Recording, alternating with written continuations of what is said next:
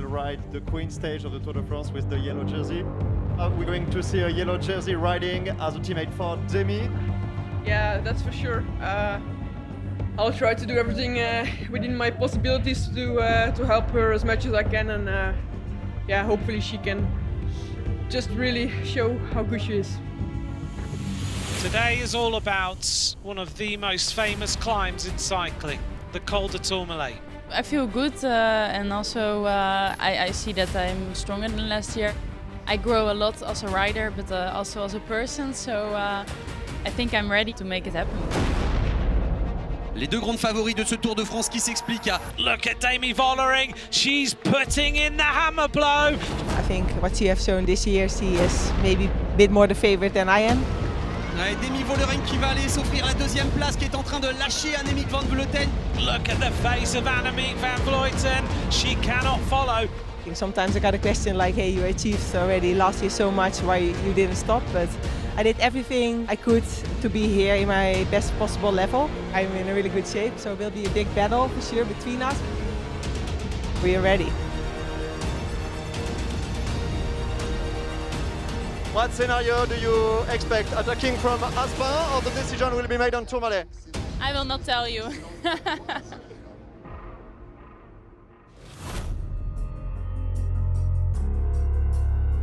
But is this the moment in which the Tour de France Femme avec Zwift puts Annemiek van Vleuten out of the picture? Plus que 120 km à parcourir, mais indéniablement les plus durs de cette deuxième édition du Tour de France. Aujourd'hui, place à l'étape Rennes, 90 km, dont 30 d'ascension avec l'école d'Aspin et surtout le Tourmalet, arrivé de cette 7e étape. Top, c'est parti pour cette 7e étape entre Lannemezan et le Tourmalet. Et tout de suite une attaque pour l'équipe COP. Les premiers kilomètres sont animés, nombreuses sont les attaques, tout avorté. Le premier événement est une chute au cœur du peloton qui touche notamment Liane Lippert. Une chute là, sur la droite avec Liane Lippert, la championne d'Allemagne. La coéquipière d'Annemiek van Vleuten, vainqueur lundi, met du temps à se relever et doit même passer par la voiture médicale avant de reprendre sa place. Allez, Suzanne Andersen à nouveau. La championne de Norvège, très offensive, finit par s'extraire en compagnie de Margot Pompanon. La Française parvient à faire le jump et à revenir. C'est même elle qui passe en tête du sprint intermédiaire de Sarah Collin. On peut affirmer que Lotto Kopecky ramènera le maillot vert demain à Pau. L'échappée du duo n'est que de courte durée. À l'approche de l'Aspin, les favorites s'organisent. Sitôt les échappées reprises, la course se durcit. Dès les premières rampes, DSM Firmenich chez Movistar accélère le tempo. Derrière, les lâchés se comptent par dizaines. Devant, impossible d'attaquer. Paola Patino s'occupe d'essorer les adversaires d'Annemiek van Vleuten. Lotto Kopecky tient le coup, mais la maillot jaune est en souffrance. Il reste encore plus de 5 km dans l'Aspin quand Lippert, dernière coéquipière de van Vleuten, s'écarte. La championne du monde accélère alors immédiatement. Vollering et Niewiadoma sont les seuls à pouvoir suivre. Le podium de l'édition 2022 se reconstitue dans les Pyrénées. À une vingtaine de secondes, les outsiders tentent de rentrer. Kopecky, elle, de s'accrocher. Aussitôt, Van Vleuten doit faire la majeure partie du travail. Seul Niewiadoma lui accorde quelques relais.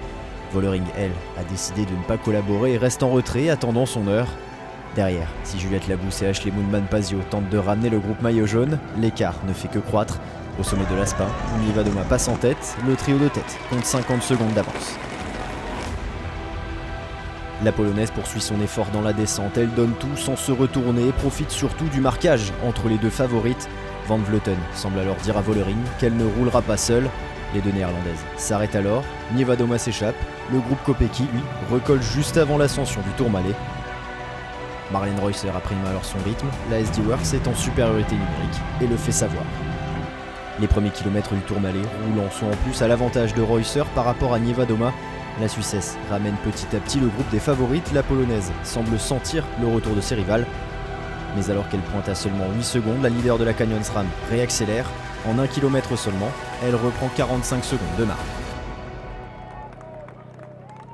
Allez, l'accélération de Juliette Labousse à 9 km 300 du sommet. Labousse tente sa chance à plusieurs reprises, mais sans réussir à lâcher ses adversaires. L'exploit se rapproche alors pour Niewiadoma, mais Vollering en a décidé autrement. À l'attaque, l'accélération là, en tout cas de Demi Vollering. Ça y est, Demi Vollering qui passe à l'attaque. La néerlandaise se dresse sur les pédales à 5 km de l'arrivée. Van Vleuten ne peut suivre que quelques mètres. Et dans un tel brouillard qui rend le moment encore plus dantesque, Niewiadoma n'a même pas le temps de voir qui vient de la dépasser. Vollering était la favorite. Elle vient en une accélération de montrer pourquoi. Elle s'envole sur les pentes du Tourmalet vers le maillot jaune et une victoire tout simplement historique. Et dans la brume, victoire de Demi Vollering au sommet du Tourmalet. La néerlandaise s'empare du maillot jaune et s'affirme comme la grande favorite pour remporter le Tour de France demain pour le contre-la-montre.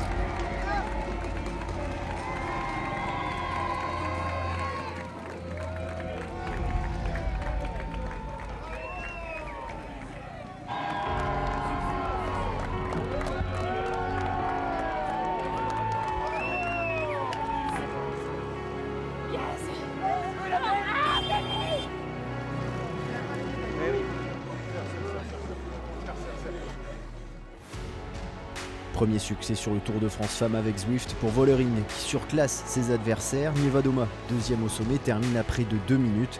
Lotto Kopecky s'est longtemps accroché mais lâche finalement 3 minutes 32 sur la ligne et prend la 6e place. Pour la première fois depuis le début de ce tour, le maillot jaune change d'épaule. Il reste tout de même au sein de la SD Works. I need to realize this first, I think. This was amazing. I mean, so many people on the side of the road. I saw my family, I saw my friends. They gave me a lot of strength today. Also Lotte, knowing that she was behind me the whole time, was amazing. Grâce à ce formidable coup de force, Vollering est en jaune, avec près de 2 minutes d'avance sur Niewiadoma. Kopecky n'est-elle qu'à 7 secondes de Van Vleuten et du podium et peut encore espérer monter sur la boîte. Le maillot vert était déjà joué depuis la veille, forcément sa leader n'a pas changé aujourd'hui.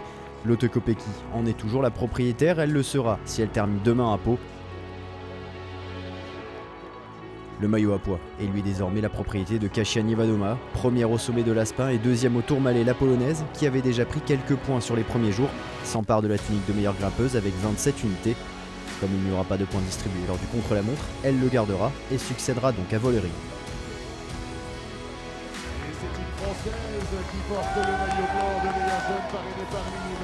Pas de changement du côté du maillot blanc, mais un écart légèrement réduit entre Cédrine Carbaol et Elliott Willy. La néo-zélandaise a réussi à lâcher la tricolore et à lui reprendre 44 secondes, mais avec 2 minutes et 1 seconde d'avance, Carbaol devrait conserver le maillot. Enfin Niewiadoma, pour sa chevauchée en solitaire et cette attaque dans la descente de l'Aspin, a été élue la plus combative du jour. Demain, 8e et dernière étape de ce Tour de France, le chrono au Tour de Pau permettra de figer les dernières positions, même si les écarts se sont faits aujourd'hui sur le Tourmalet.